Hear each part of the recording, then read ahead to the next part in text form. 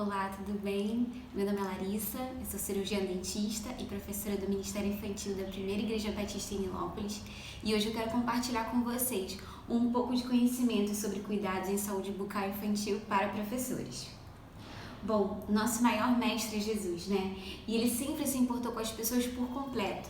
Em Mateus 4:23 diz que Jesus percorria toda a Galileia, ensinando nas sinagogas, pregando o evangelho do reino e curando toda sorte de doenças e enfermidades entre o povo. Então Jesus, ele não só se preocupava com as necessidades espirituais das pessoas, mas também as necessidades físicas. E nós, como professores do Ministério Infantil, também devemos seguir o exemplo de Jesus, cuidando das nossas crianças tanto espiritualmente, emocionalmente e também fisicamente.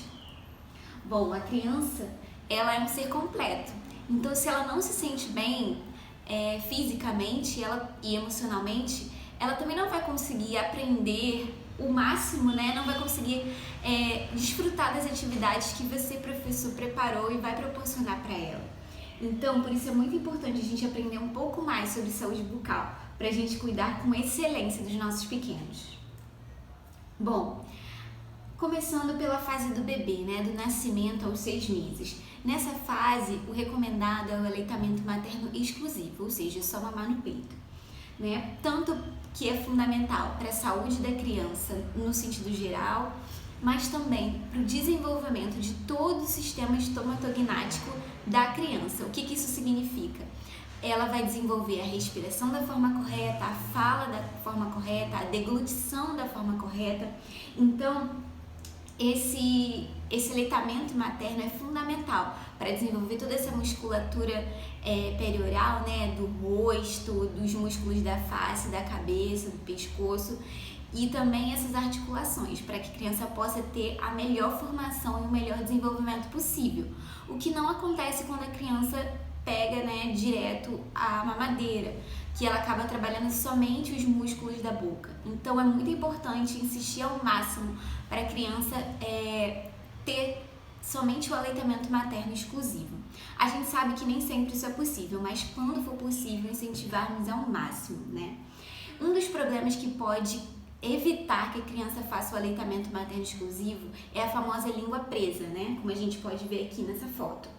Ela impede, né, que a criança faça o correto selamento no peito da mãe.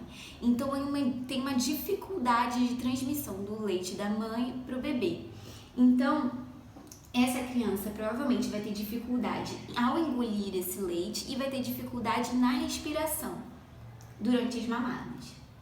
Então, o que o professor pode pesquisar, observar e de repente alertar os pais, né? Perguntar ao responsável se o bebê fez o teste da linguinha, para saber se ele foi avaliado por um profissional de saúde, saber se essa língua tá da forma correta, se ela não tá presa e tá impedindo o bebê de mamar. Observar se as mamadas são curtas e cansam o bebê. O pessoal do berçário que acompanha essa parte do aleitamento, né, materno, verificar se na hora que o bebê está mamando ele se sente cansado, se a mamada é curta, né? Se ao chorar a língua do bebê apresenta um aspecto como dessa foto, presa bem aqui pela pontinha da língua, né? Isso é um sinal clássico de língua presa. Então, se você notar algum desses fatores, se você perguntar para os pais, enfim, se suspeitar de alguma coisa parecida como essa, o ideal é você comunicar, falar gentilmente com os pais e orientar para que eles procurem uma unidade básica de saúde e façam esse teste da linguinha para o bebê ser avaliado por uma equipe de saúde. Bom, nessa idade, né, muitas pessoas se questionam se é preciso fazer a limpeza da boca do bebê. Na verdade, não. Estudos comprovam que a limpeza da boca do bebê nessa fase, ela não impede que a criança tenha cárie. Então, é opcional. A pessoa, o responsável, pode ou não fazer. Se ele for fazer, ele pode usar uma gaze ou um pano limpo, embebido em água, né, umedecido com água, e fazer essa limpeza da boca do bebê. Isso não é prejudicial, muito pelo contrário, isso pode até auxiliar a acostumar o bebê a ser manipulado, né, a boquinha a ser manipulada, e pode facilitar a introdução do hábito da escovação posteriormente. E uma coisa muito polêmica, chupeta, né? A maioria das crianças usa chupeta, não é o ideal, mas acontece, não é um crime, não é um pecado usar chupeta. Mas o que a gente tem que observar é, vocês como professores, nós como professores, né? Dar chupeta, oferecer chupeta somente no momento que a criança pedir, que a criança estiver chorando, que você já tentou outras coisas que não deram certo. A criança pode estar chorando de fome, pode estar chorando porque está suja, ela pode chorar por diversos motivos. Se não for nenhum desses motivos, você pode sim oferecer chupeta para ela se acalmar e depois que ela dormir, retirar a chupeta delicadamente. Bom, ainda falando sobre o bebê na fase do surgimento do primeiro dente, né? Ele começa a nascer entre 6 meses de idade, 6, 7 meses de idade, começa a surgir os primeiros dentinhos na criança. Então, nessa fase também é a fase que a mãe, os pais estão fazendo a introdução alimentar. A criança está largando um pouco o peito e começando a comer os alimentos, né? Frutas, sucos, água, comida, enfim. Então, muito importante, evitar açúcar até os 2 anos. Isso não somente pela saúde bucal da criança, mas também para evitar a obesidade e diabetes, tá? Não oferecer alimentos contendo açúcar. Então, nada de suco capo, nada de todinho, nada de geleia de mocotó e nada de biscoito maisena. A gente acha que o biscoito maisena é inofensivo, mas se você for olhar lá os ingredientes do biscoito maisena, ele contém açúcar. Então, evitar ao máximo oferecer esse tipo de alimentação para a criança. Se ela estiver no berçário com você, oferecer o leite, que não seja Nescau, porque Nescau tem açúcar, oferecer o leite para a criança, ou uma fruta, ou algo mais saudável possível. Bom, higiene. A partir do primeiro dentinho, a gente já começa a escovação. Então, escovação com uma escova pequena, com a cabeça bem pequena, a quantidade de pasta com flúor, 1000 ppm de flúor, 1100 ppm de flúor, isso vem escrito na embalagem, vocês podem até orientar os pais. A quantidade de pasta é de meio grão de arroz cru, ou seja, é muito pouquinho mesmo, como vocês podem ver aqui na foto. Então, é só uma sujeirinha na pasta, na escova, né, com a pasta, e fazer a escovação daquele primeiro dentinho. Se possível, sempre após as refeições. Se não for possível, pelo menos pela manhã e à noite, antes da criança dormir. Escovou o dente, não oferece mais nenhum alimento para a criança, tá? Porque à noite, quando a gente dorme, a nossa saliva diminui, então diminui também a nossa proteção aos dentes. A saliva ajuda nisso. Então, muito importante, dedeira não é escova de dente. Se vocês virem os responsáveis utilizando dedeira, avisem. Dedeira não é escova de dente, ela é de silicone, se encaixa na pontinha do dedo, isso não é escova de dente, tem que ser escova de dente com cerdas. A dedeira, ela só serve para massagear a gengiva do bebê antes do nascimento dos dentes. Bom, traumas, né? Nessa fase também a criança, do surgimento dos primeiros dentes, a criança também vai estar começando a engatinhar, querer ficar em pé, querer andar. Então, é uma fase muito suscetível a traumas. E um trauma nessa fase é muito complicado, porque isso pode afetar os dentes permanentes que estão em formação dentro da gengiva, dentro do osso. Então, ficar atento sempre para evitar acidentes. Em casos de cortes na boca, pressionar a região com um pano limpo, com uma gaze, para parar o sangramento, né? Em caso de bater o dente no chão ou em alguma quina, verificar se o dente amoleceu, se está sangrando pela gengiva, se quebrou o dente, né? E não oferecer chupeta nem mamadeira depois desses acidentes, porque isso pode causar algum tipo de movimentação em algum dente que pode estar amolecido. E, obviamente, né, levar o dentista, de preferência o odontopediatra, comunicando sempre aos pais, né? Orientar os pais para levarem a criança ao profissional de saúde para que ele possa avaliar, né, clinicamente também, através de radiografia, se houve alguma alteração naquele dente ou se precisa de alguma intervenção, tá bom? Bom, crianças a partir dos 3 anos, né? Aos 3 anos a higiene continua, né? Só que aumenta um pouco a quantidade de pasta. Ao invés de ser meio grão de arroz cru, a gente vai utilizar 1 grão de arroz cru na escovação da criança. Então, mesmo esquema. Escova a cabeça bem pequena, com cerdas bem macias, né? Escovar, se possível, depois de todas as refeições. Se não for possível, escovar pelo menos pela manhã e antes da criança dormir. Crianças de 3 anos, né? A questão da chupeta e do chupar o dedo. 3 anos é a idade limite para retirar a chupeta e também o hábito da sucção do dedo. Porque qualquer alteração que houve na arcada dentária da criança, se esse hábito for retirado até os 3 anos, pode ser que essa alteração nos dentes, na posição dentária, ela possa regredir naturalmente.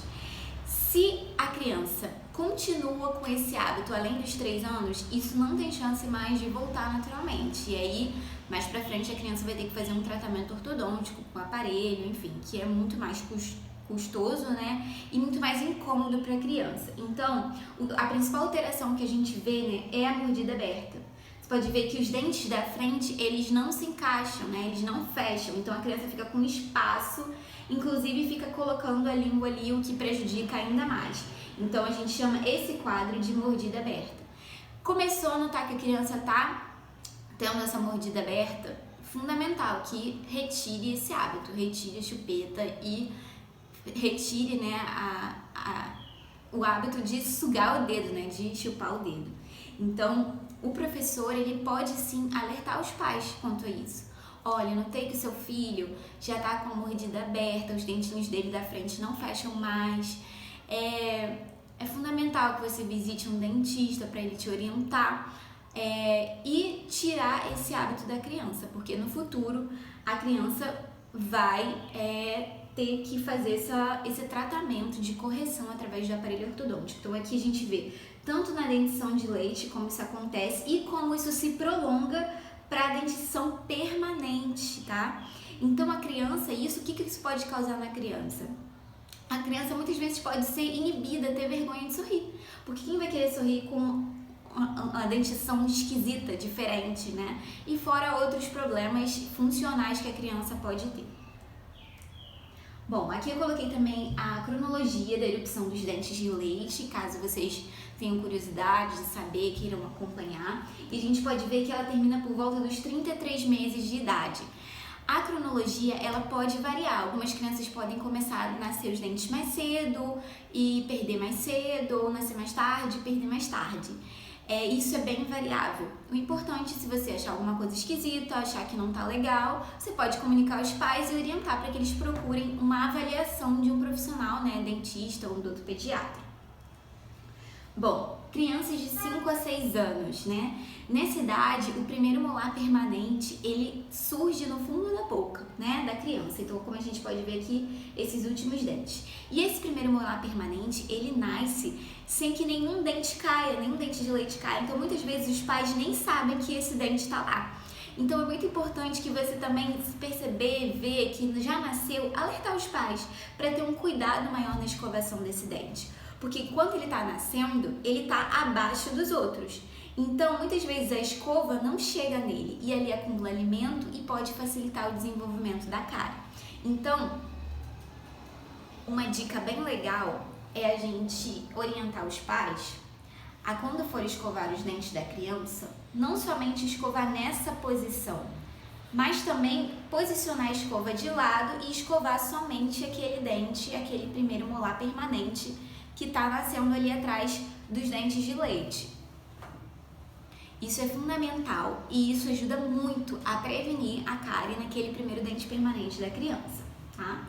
Então, os dentes de leite também anteriores, nessa fase dos 5 e 6 anos, eles também começam a amolecer e cair.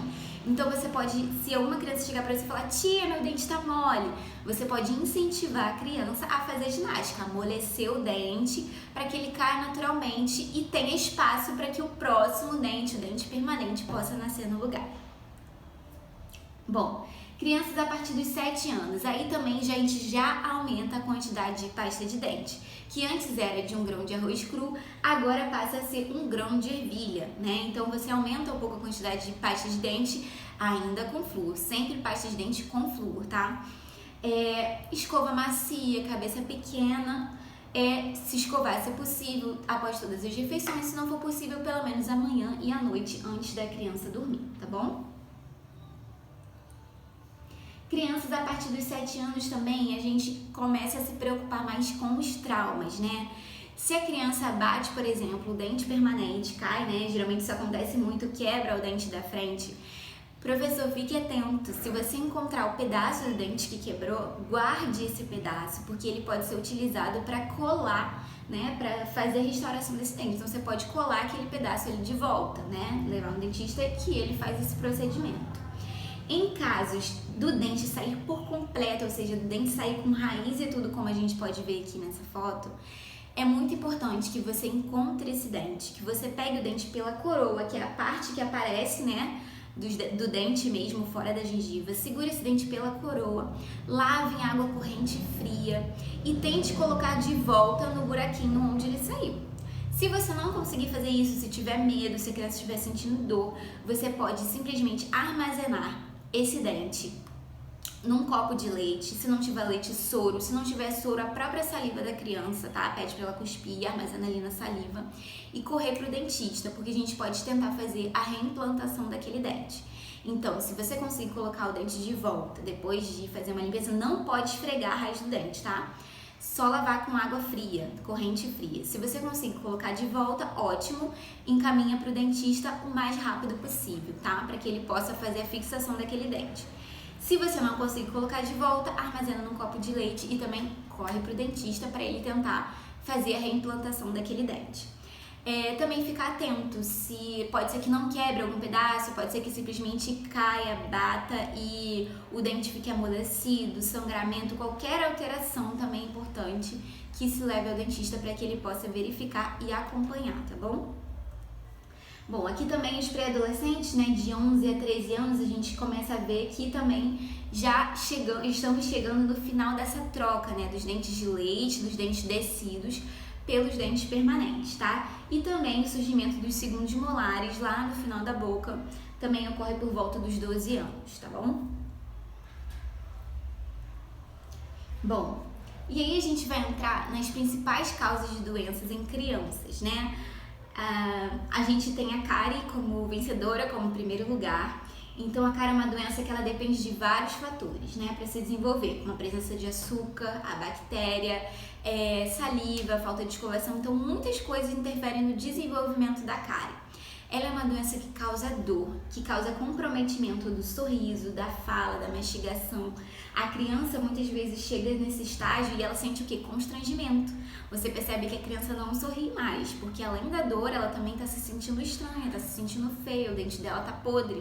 E muitas vezes isso já aconteceu de crianças com dentes escurecidos sofrerem bullying, né? Das outras crianças falarem que o dente dela está podre. Então não somente uma questão de dor, de mal-estar da criança, mas também uma questão emocional e psicológica da criança, tá? Que pode afetar. Então, e também a doença cárie avançada, ela pode levar também ao comprometimento dos dentes permanentes. Se essa inflamação está muito grande, essa inflamação pode atingir sim os dentes permanentes. Então, os dentes de leite, eles são muito importantes. Eles não estão ali, eles não são descartáveis, né? Eles servem de guia para os dentes permanentes que vão vir. Eles servem tanto para fala, para mastigação, né, da criança e também a questão estética. Então é muito importante que a gente cuide desses dentes de leite da criança, que a gente cuide desses dentes descidos, porque eles têm funções muito importantes, tá? Bom, e como nós, professores, né, podemos ajudar? Eu não sou dentista, não vou tratar a cárie, obviamente você não vai, mas você pode ajudar a prevenir. Então, não oferecer doces com frequência. Claro que a gente quer agradar os nossos alunos, né? A gente quer oferecer uma balinha, um pirulito, um docinho. Não é proibido fazer isso. Mas não faça sempre. Não estimule esse consumo desenfreado das crianças pelo açúcar, tá? Se você for oferecer, oriente a criança a sempre comer o doce depois de alguma refeição, de algum lanchinho, porque a boca dela vai estar cheia de saliva. Então a saliva vai ajudar a proteger os dentes, tá? Ao identificar dentes escurecidos nas crianças, alertem aos pais. Muitas vezes os pais não percebem. Então, se você, professor, percebeu que a criança está com um dentinho escurecido, seja na parte de trás, na parte da frente, alerte, converse gentilmente com os pais, né? E fala, olha, percebi que o Joãozinho tá com o dente escurecido, isso pode ser cárie, ele pode sentir dor, ele pode perder esse dente, ele pode ter um comprometimento do sorriso, né, da função da boca, né, da mastigação, da fala. Então, se você puder, faça uma avaliação com o dentista, procure um profissional de saúde para que ele possa avaliar e ajudar o Joãozinho, né, para que ele não sinta dor. Às vezes a gente fica, os pais podem falar assim, mas ele não escova o dente, não gosta de escovar o dente, escova o dente tudo errado. E nós, como professores, também podemos alertar os pais que a criança, ela com 5, 6 até os 10 anos, ela não tem autonomia para fazer a sua escovação sozinha, né? Ela ainda não tem a coordenação motora perfeita para que ela possa ser encarregada da sua escovação unicamente por conta própria. Então, é obrigação sim, é função sim dos responsáveis fazerem pelo menos a escovação da noite nas crianças, né? E durante o dia, deixar até elas escovarem, mas com supervisão. A partir dos 10 anos, a gente permite que a criança escove o dente sozinha, mas também sob supervisão, tá? Então, alertar os pais, né? Incentivar os pais a levar a criança ao dentista não somente no momento de dor, mas para prevenção, né? É muito mais fácil a criança se acostumar e não ter medo de ir ao dentista quando ela vai somente para escovar o dente, para uma consulta divertida, do que quando ela vai para tomar anestesia, para extrair um dente, para sentir dor, né? Então, nós como professores também podemos fazer esse papel de orientar, de alertar os pais. Bom, outras doenças, né? O sapinho, né? Que é a famosa candidíase, é causada por fungos e aparece com pontos e placas brancas na boca do bebê, né? Pode ser transmitida por beijos de adultos, brinquedos, chupetas não esterilizadas, falta de limpeza. Então, como que o professor ele pode ajudar? Ele pode ajudar mantendo a limpeza dos brinquedos utilizados, né? Às vezes a criança brincou, estava contaminada, passou para outra e aí isso vai se disseminando. Higienizar bem os bicos de mamadeiras e chupetas e nunca beijar a boca de bebês. Isso serve para professores, isso serve para pais, para responsáveis, para qualquer pessoa. A gente não beija a boca de bebê, tá? Porque a nossa saliva, ela transmite doenças e o bebê ainda não tem a imunidade para resistir a todas essas doenças. Então, nunca beijem a boca de bebês, tá? Outra doença também que é muito comum, muito contagiosa, é a doença pé, mão e boca. Ela é causada por vírus, né? A criança apresenta febre baixa, mal-estar, dor de garganta, perda do apetite e por volta de 1 a 2 dias depois desses sintomas aparecem as vesículas, né? As bolinhas vermelhas nos pés, na mão e na boca. A cicatrização acontece no período de 7 a 14 dias, mas é possível a gente tratar os sintomas, porque a criança muitas vezes não consegue se alimentar. A gente trata a febre, então a gente consegue tratar esses sintomas da criança, tá?